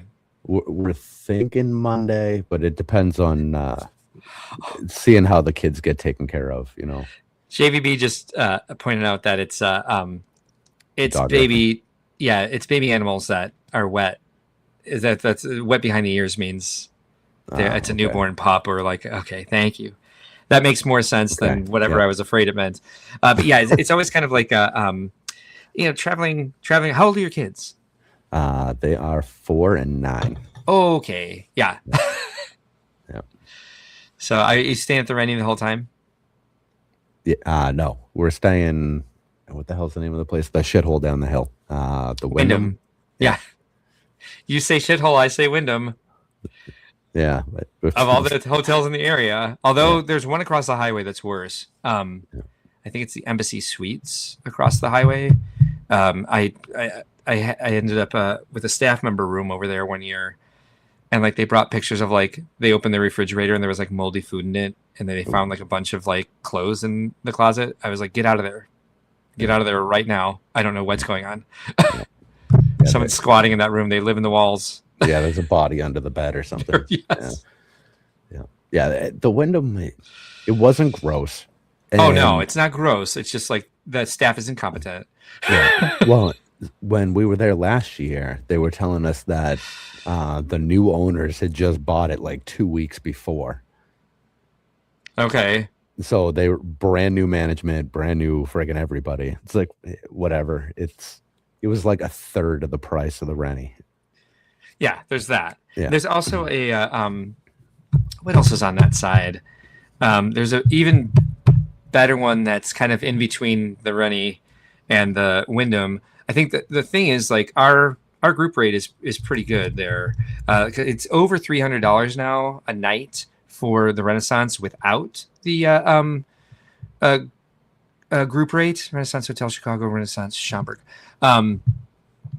Like I think this year we were $179 a night. There's something weird going on with our contracts I have to get to the bottom of. We have an event manager, we have a sales manager, but I have to talk to the sales director and be like, why? It's kind of incrementally going up year after year, and it goes up $20 every year. And I'm like, I'm not signing this until I know why on earth you're doing this, because soon it's not going to be a deal anymore, and people will definitely complain if it goes up $20. Oh yeah, the Embassy Suites by Hilton that's across from the Wyndham. Let me see. I have this right. Yeah. So that. All right. So the Embassy Suites, yes, is a good one. The one that's over on Algonquin Road, off of Meacham. That's good. So I misnamed this one that had the moldy food in the refrigerator. It is. Don't stay at the. Oh, I can't find it. All right. If I find it, I'll let you know. All right.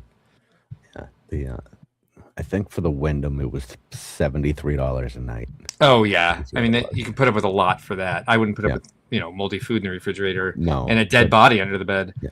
The price difference paid for the airfare for myself and my wife. Okay. So yeah, there's that. And yeah, I mean, the hotel itself is decent.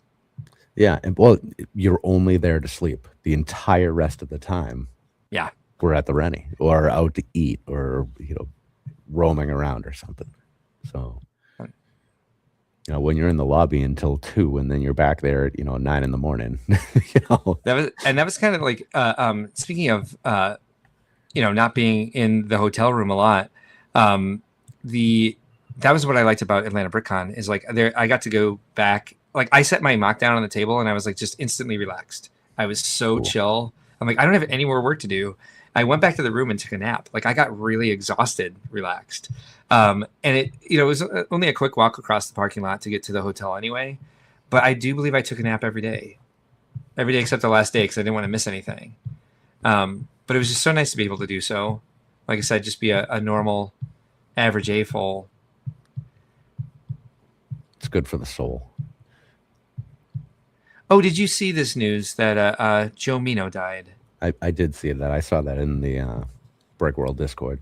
We lose more and more great people every year. You know, time's going to do that to you. But Joe Mino, for those of you who don't know, was the publisher of Brick Journal. Really great guy. Really loved the community, and Brick Journal was game changing for people. Brick Journal used to be a magazine that you get delivered to your house. I'm in several issues of it because I've been around for a while. I actually used to work on the staff doing layout for the magazine. So I had no idea he was even sick. It's been a number of years since I've seen him. But great guy, amazing, positive influence on the AFOL community over the years. How old was he? I don't know, but I know it was a couple year. I think he was like my age, and I'm just about 50, no. maybe a little bit older.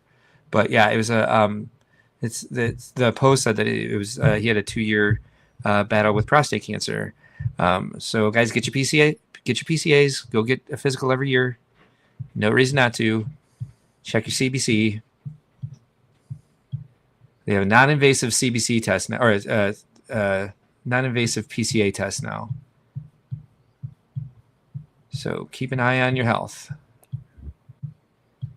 What was my sister texted me somebody? Oh, just James Vanderbeek died today. Yes, yeah. I heard that too. He was also sick with something, but I was like, Dawson is dead. Yep. It's all of our youths are being yeah taken right out from under us. Yeah, I felt a lot older suddenly when I saw that. He was 48. Yeah. It's like, oh man, wait a minute. Yeah. I was like, oh wow, we're the same age. So his was colon cancer. Yeah. I've already had my colon resectioned, just to get into TMI. Oh, yeah. All right, I can't find this stupid hotel because there's 2 Marriotts across the street if y'all are Bonvoy people. I know it wasn't either one of these because it wasn't a Marriott property, but if I figure it out, I will update you on what the bad hotel was. Actually, I should just check my conversation with that staff member or find the pictures of moldy food. Find pictures of moldy food in hotel refrigerator. I'll ask the AI on my Siri. Jesus, Tron. That's terrible. Oh, no. Oh, I like seeing the word had.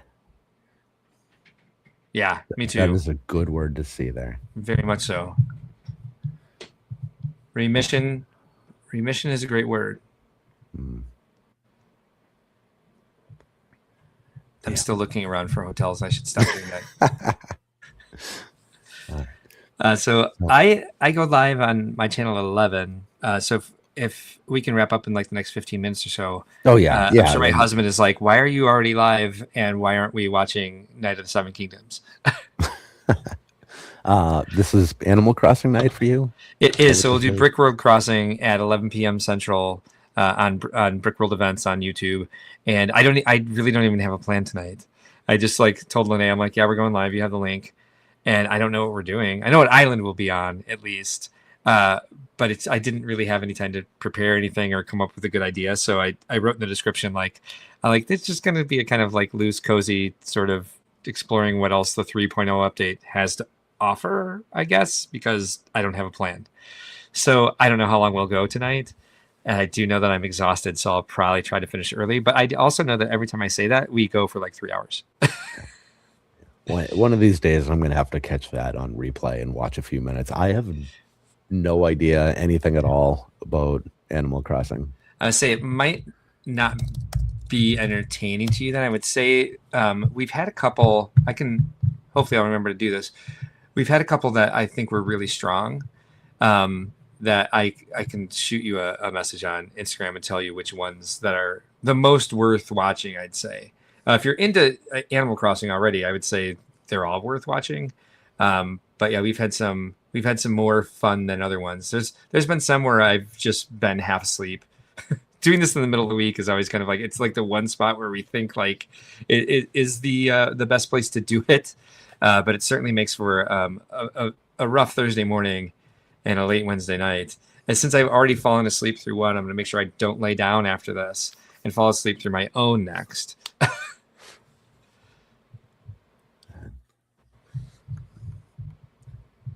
Where is... Are they going to do more Animal Crossing sets, or you think those are done?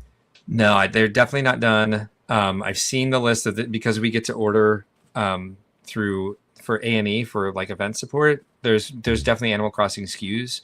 I can't even tell you what they are because all they say are Animal Crossing SKU because it's early enough where they don't want any of this. They don't want me saying what I'm saying right now. And I probably even should have said that, but there's definitely a couple more coming out this year from what I can see. But I know it's not completely done. They'd be silly for them to be done. I hope they improve the quality of them. I think the biggest draw for those is the figures, and they should concentrate on those. I think they should have like 1,000 poly bags. Like they did with Fabuland, there were a huge number of sets that were just a character and a vehicle, or like a character and a broom and a dustpan or a duster, or like a bird cage. Random synapses firing. They did Lego trivia, and they were like, what year did the first molded Lego animal come out? And we were like, 1980. But that wasn't one of the options. We're like, because the horse. And they're like, oh, it was a bird in a Fabuland set. I'm like, no, it was the horse. Like, I don't know why this is what you're thinking, but you're wrong. So I inadvertently got that one right. Oh no, I think it was asking what the animal was. Anyway, it was a poorly worded question either way. So, Man. Yeah, Fabuland is weird and cool and just so different. Yeah, like I had no experience with Fabuland originally, yeah, and not very long ago, within the last 3 or 4 months, we get a huge bulk lot, and there was a ton of those minifigs in there. love it. Yes, And do you even call them minifigs? yeah. Yeah, I'd say Fabuland. They're not too much bigger than a minifig. Yeah. They're just chunkier. yeah. They're the same width and like generally the same height, but yeah. Showing them to my daughter, she's like, "What is going on here? Like, this can't be Lego. What's with this head? Yeah. What? We kept a couple. We sold the majority of them. We put them on Bricklink. Nice. They went a lot faster than I would have expected. Because there aren't a lot in the States. Yeah. Like I know most of the rare ones I got were from overseas, and like I think I completed my collection in like 2009, 2010. And so I was ordering from like Germany. That seemed to be where the most of them were, because they didn't sell them a lot in the States. They sold them here for like maybe 1 or 2 years on store shelves, and then it became European only. They eventually started selling it again in the States through the mail order catalog, which used to be just like a supplemental service pack thing where you can buy minifigures or like train parts. They for some reason they had all the pneumatic Technic parts available through it individually. Then eventually they added like exclusive sets, which were all the things that they sold in Europe that they couldn't sell in the States, like the Guarded Inn and the Paradisa Cafe thing. Anything that had a wine glass in it at the time, apparently American parents weren't interested in, because they didn't want to encourage children to drink. Oh, And then the Fabuland sets were sold through that catalog as well. And there was like a Duplo dollhouse. I finally found this the other day. Someone was telling me at one of the conventions one year, they're like, Pixar, it didn't happen because you're like having a fever dream. They had a Duplo dollhouse where you can like you bought the family separately, and they had all different skin tones. I think live on maybe a year ago now, we were live on Think Outside the Blocks, and we were looking for something and found the different color Duplo families. I was like, I knew it was a real thing. This is actually something that happened. But yeah, they were hard to come by here.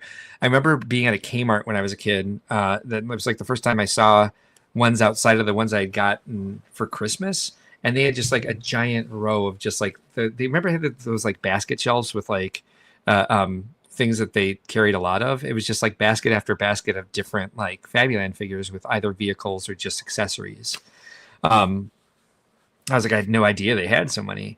And there actually weren't all that many. When you look back at the catalog, there were like a few that were just like figures with a couple accessories. But to me, it was just like, there's so many different animals to choose from.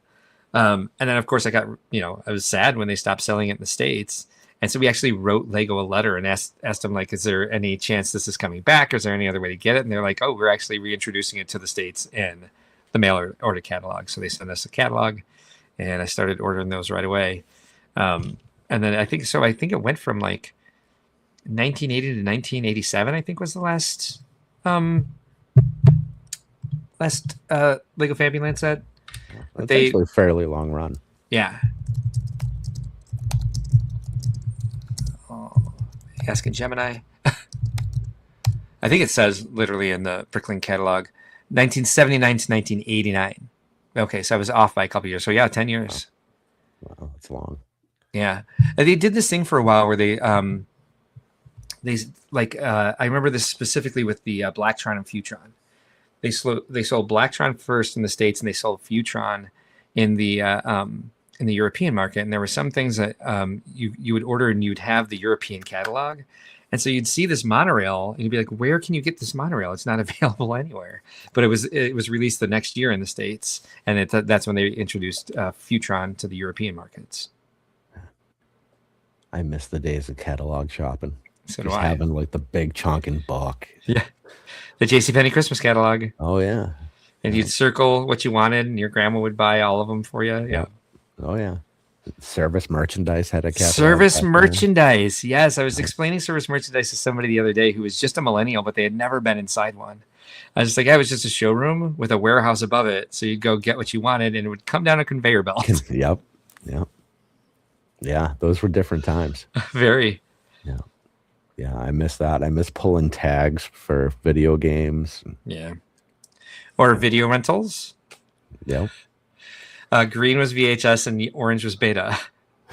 Oh my God, Beta. It's one of those short-lived technologies. Like anyone who had one though. Yeah. Oh God. Anyone who had a Beta Max was like, Beta's better. Beta's so much better than VHS. Yeah, like, for 8 minutes. Yeah. Yeah, it's crazy. That was... How long did Beta last? It wasn't very long. No idea. I know it was definitely at the beginning. I mean, when did DVD take over in the first place? DVDs, late 90s, late 90s. Yeah, I think that did start when I was in college? Question mark. Yeah, it would have been, because I think I got the episode 1 on DVD instead of VHS. No, it says it was launched in 1975 and lasted roughly 13 to 15 years. Yeah, I don't know how they define lasted, though. Right. And it was, according to this, though, Betamax was before VHS, like by a year. So that might be why people hung on to it, like the people who were able to like get that technology. Because I remember like the first movies were, if you wanted to buy a movie, it was like $100 some odd to buy a copy of the movie. So nobody owned movies until Top Gun came out, and they put the Diet Pepsi ad in the previews, and that made it $19.99. And I'm like, oh, I don't know. that was a weird evolution of like home movies aren't affordable. You can rent them, but owning them is only for the rich, unless we throw in an ad. And when we heard that, we thought there was going to be like a commercial break in like the beginning of the movie, but it was like literally the beginning, like it played before the movie, like a movie preview. And I was like, oh, we can certainly put up with that. We have fast forward buttons. Yeah, it was crazy too, because you could rent a movie for, I don't know, whatever it was, $5, $4 or something. And then all you had to do was wait like 2 months, and then you could buy the movie used for $1 more than the cost of a rental. Right. And you get them 3 for $10. Yeah. Oh my That's God. funny. The DVD and VHS collections were huge. Everybody had the big cases of everything. Oh my God. Yeah, I remember like tripping over a CD tower in college and just being like, I'm like, they were all alphabetized. Yeah. But like someone broke into my car twice living in Chicago because I had accidentally left my CD case in the car. Yeah, just not having to haul around a bunch of extra stuff. You're going on a road trip, so you got to make sure you bring all your CDs with you so you can pop them in the CD player. Oh yeah, it was so dangerous. You get the whole binder open in your lap while you're trying to steer with your knee and fumble around. And smoke at the same time. And yeah. But we didn't need a hand for our cell phone back then, so we could use the cell phone hand. We had one extra. Yeah. Yep. Head falls off the cigarette, bumping it off the glass, and now it's in your lap while you're. Oh man. The upholstery's smoldering. Yeah, I set the roof of my car on fire so many times. Yeah. But it was like one of those linings that was just kind of like sagging. hanging on my head. Yeah, I had to eventually cut it out. Pins to hold it. Because I couldn't see out the back window anymore because it was hanging so low. I had a 1985 Buick Park Avenue that used to be my grandparents, and I drove that thing into the ground. I drove it until the engine block cracked and it set on fire. Oh, yeah. Man, cars were different. Yeah, they were. Yeah. They were a lot wider. A lot wider. Yeah. Yeah, I had what was it? It was a 1990 Grand Marquis. Oh, wow. Okay. It was like driving a yacht down the street. Yeah. I loved that car. I loved it. My Buick was just a big old boat, but it turned on a dime. Like that thing, and it had some acceleration. It was like a V6, I think. But it had some acceleration either way. Yeah. I love that car. Papa Rex says the porn industry went VHS, so Beta lost the war. Yeah, that's got to be why. Well, that's why phones kept getting bigger and bigger, and why VR is going to get cheaper fast. And where that industry goes, technology develops and gets cheaper fast. Yeah, I'm sure once it's unregulated, that's what AI is going to be for as well. Yeah. Well, I don't know if it was China or Japan just put out the new robot. Oh boy! Apparently it's built for companionship, right? And its skin feels legit, and it's got like internal body temperature. Ew. Yeah, the more I read, the more it was just awful, and it's like I can't even finish this article. She's words. Who said that? Yeah. It's like I know where this article is going. I forget what it was. It's some ungodly amount of money, of course, for now. Yeah. Soon they're at Costco. Yep. They'll be at Costco. You buy them by the pallet. It's going to be the future army that guns us all down. Yeah. When Skynet becomes self-aware. Yeah, because it's only a matter of time before they have feelings, and then everything goes to hell. Because that is the nature of life. Feelings ruin everything. Yeah, Papa Rex says, I can't wait to hear the 911 calls when that goes wrong. Hopefully you're not the one making them. Oh, yeah. Which movie am I thinking of? Was it Under the Skin? Is that the one I'm thinking of? I don't know, but it sounds like sounds like the name of a creepy ass movie. I don't remember if it was that one or the one that I could never pronounce right. The something Ex Machina. Oh no, Ex Machina. Yeah, okay. Is the name? Like the saying is Deus Ex Machina, but the movie itself is just Ex Machina. Okay, because those two movies, that one and Under the Skin, came out very close to the same time. I think it was within 18 months of each other. Under the Skin is the one with Scarlett Johansson. She's so hot. Still. That's your opinion.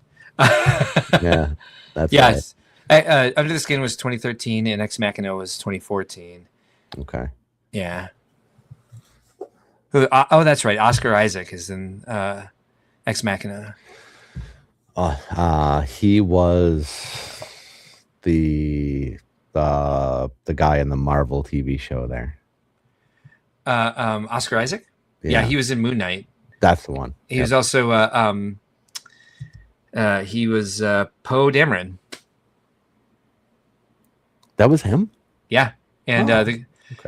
Domhnall Gleeson, the guy who plays the redheaded guy, the redheaded villain in the sequel trilogy. But he's also in Ex Machina. So they're in that movie together, and they're also in the 3 sequel trilogy movies together. Who does he play in stupid Force Awakens? Red-headed villain. Yeah. Is that the same guy? Because he's not even listing that as one of his movies. I'm pretty sure it is. We'll find out. This is definitely important. Is he the same? It looks so much like him. It'd be odd if it wasn't him. Yeah, General Hux. General Hux. Yes, Z Cerberus got me. Yeah, the First Order guy. Yes, JBB. Oh, General him. Hux. Yeah. Okay. Yeah, he's also in Ex Machina. All right, I had to pull up a picture of him. If you're playing 6 Degrees of Kevin Bacon, that's a good cross movie relationship between 2 actors to thread a few together. Man, I haven't seen Kevin Bacon in ages. He was just in something. Not a surprise. What is he in right now?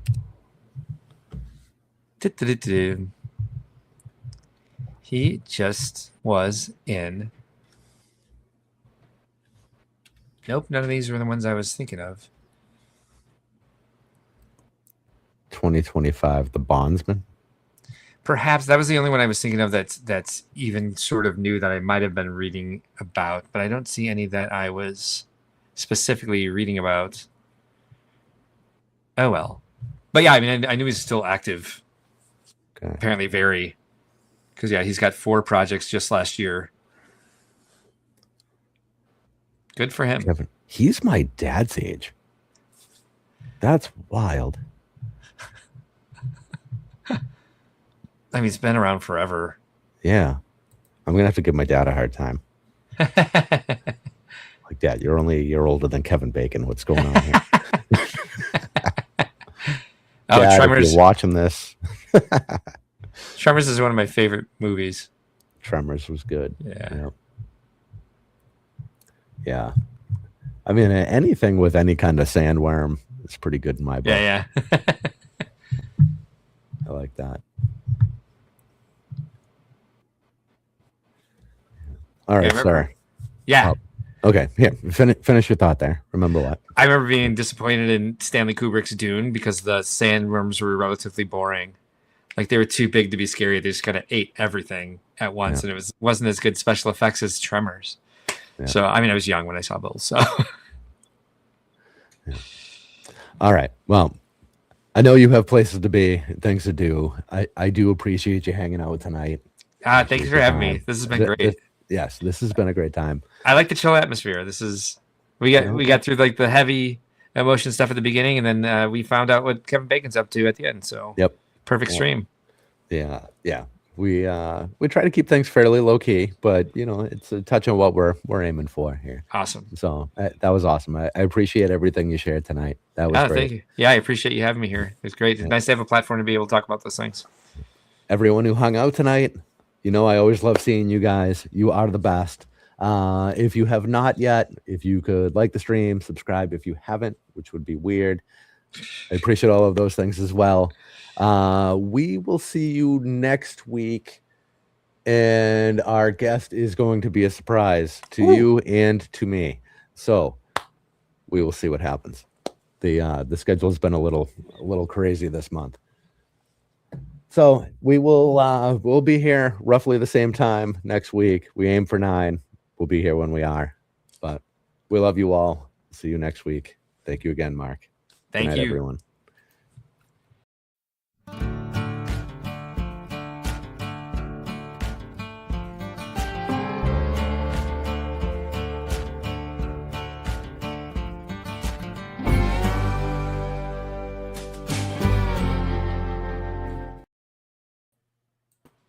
Hi.